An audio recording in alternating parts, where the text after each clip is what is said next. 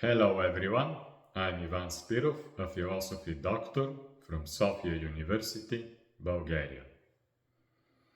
To all who are interested in the ancient history of monotheistic tradition, I highly recommend Arthur Edward Weigel's book The Life and the Times of Akhnaton, Pharaoh of Egypt, originally published in 1922.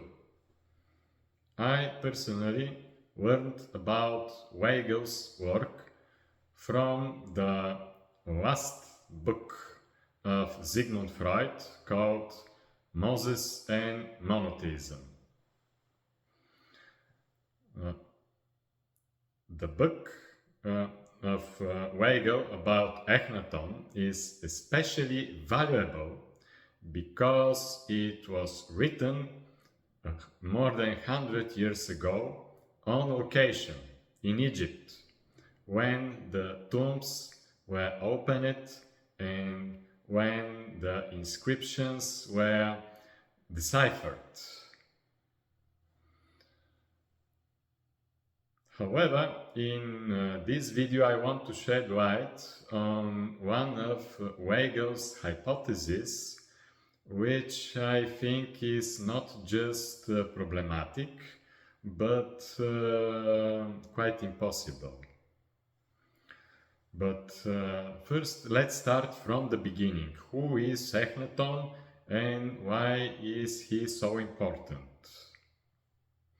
Akhnaton was a pharaoh from the 18th dynasty of Egypt. He was reigning between 1353, 1336 or 1351, 1334 before Christ.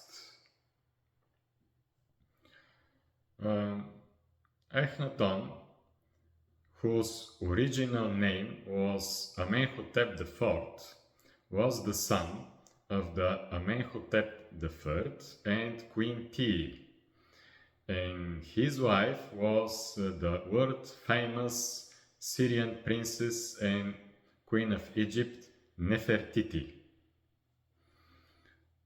Akhnaton was a teenager when he ascended on the throne, and he was in his early 30s or mid-30s when he died under unknown circumstances.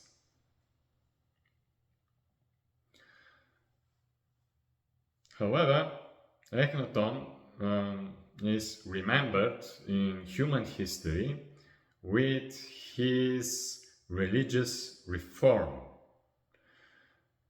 During his relatively short reign, he replaced the old polytheistic Egyptian religion with a new monotheistic religious system.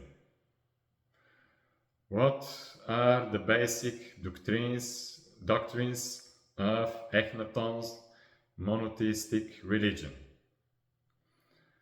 There is only one God, known by the name of Aton. He is the heavenly Father of all creation.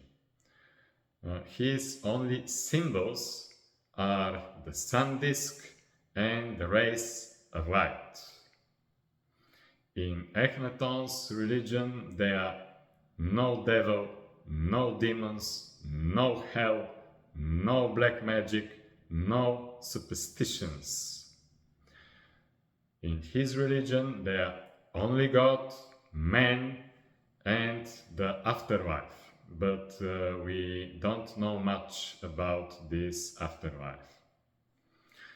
Unfortunately, Akhnaton's religious reform didn't last for long.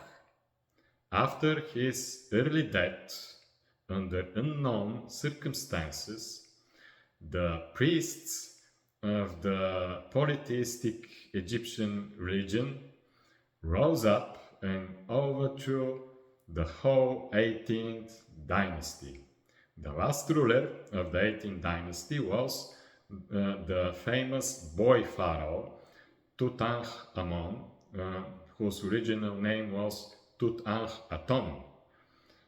He was not a son, but a son-in-law of Akhnaton, because Akhnaton and Nefertiti had only daughters. Tutankhamun's reign was very short, and after his reign, a vicious warlord called Horemheb founded the new 19th dynasty of Egypt. Some scholars believe that Horemheb was the pharaoh from the Bible, Horemheb and not Ramses II. Horemheb was the pharaoh that pursued Moses. And Sigmund Freud speculates that Moses was not just a relative to Akhnaton, not just a member of his royal court, but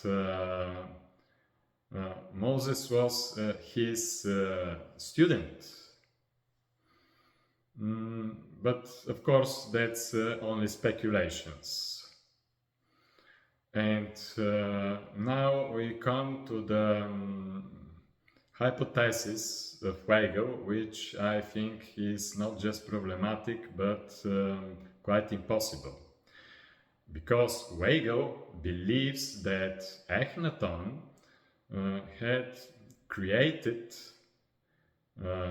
his monotheistic religious system alone, absolutely alone, by himself.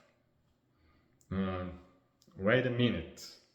Who can believe that a teenage boy can create a qualitatively new form of religion and then propagate it during his whole life?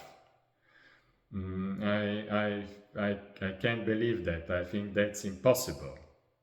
I think that Akhnaton had a teacher, and that Akhnaton was a representative of an older tradition. Unfortunately, we will never know anything about his teacher and his tradition, because Horemheb did his work and he probably erased all the traces of the origin of the religion of Aton. Thanks for watching.